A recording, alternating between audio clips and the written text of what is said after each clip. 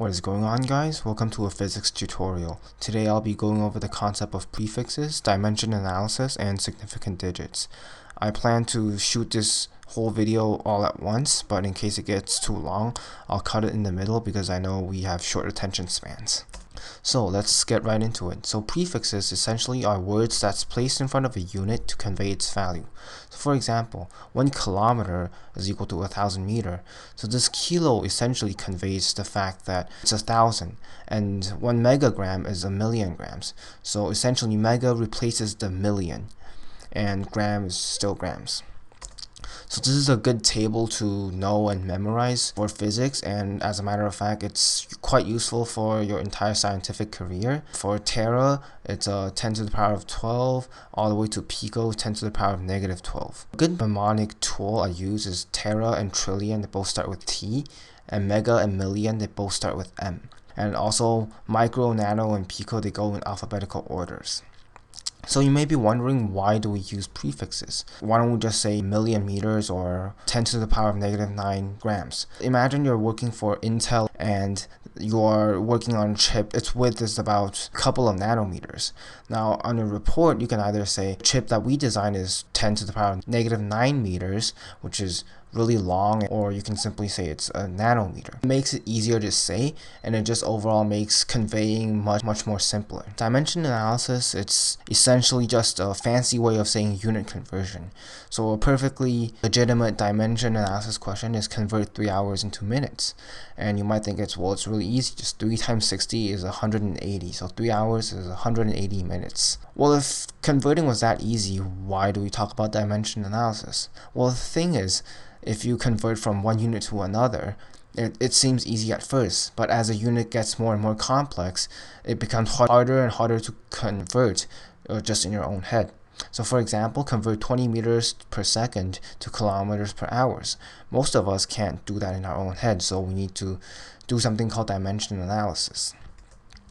So let's take a step back. How did we convert 3 hours into minutes? So 3 hours, essentially, it's 3 hours times 60 minutes over 1 hour, and the hour and the hour cancel out, so 3 times 60 minutes is 180 minutes. And what we're multiplying over here is essentially 1, because 60 minutes is equal to an hour, so 3 hours multiplied by 1, we're not changing the value at all, we're just changing the unit. Well, you might be wondering, how do I know whether I should put the hour on top or the hour on bottom? Well, you have to sort of think there's an hour on top and you want to cancel it. By the rules of multiplying fraction, we know that in order to cancel a unit, you have to put it on the bottom. A good way to think about it is treat any unit like a thing that you multiply with. So 3 times hours times 60 times minutes over 1 times hours. The hour and the hour can cancel out like any other product. Now that we know how we convert from 3 hours into minutes, we can convert the 20 meters per second into kilometers per hour. So 20 meters per second, so think about it. We want to change the meters into kilometers. We have to put the meters on the bottom and the kilometers on top. And we know that 1 kilometers is 1,000 meters. Essentially, we multiply it by this value of 1, and you cancel out the meters.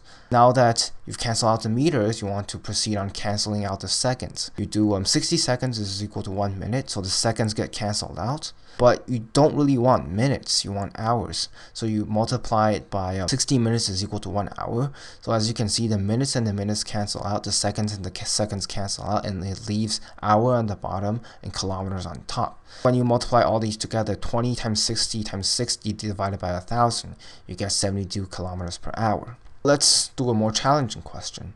5 meters per second squared to kilometers over hours times second. Well, in order to do this, let's first write it out. 5 meters per second times second, kilometers per hour times seconds. Right away, you can see that there's seconds on both sides, so you can proceed on canceling out the seconds. Essentially, you're left with 5 meters per second to kilometers per hour, so it's essentially what we just did. So 5 meters per second, we want to cancel out the meters. We multiply it by this value so the meters cancel out. Multiply it by 60 seconds, 1 minute, so the seconds cancel out. Multiply it by 60 minutes is 1 hour, so the minutes cancel out. Remember, we're all multiplying by 1 over here.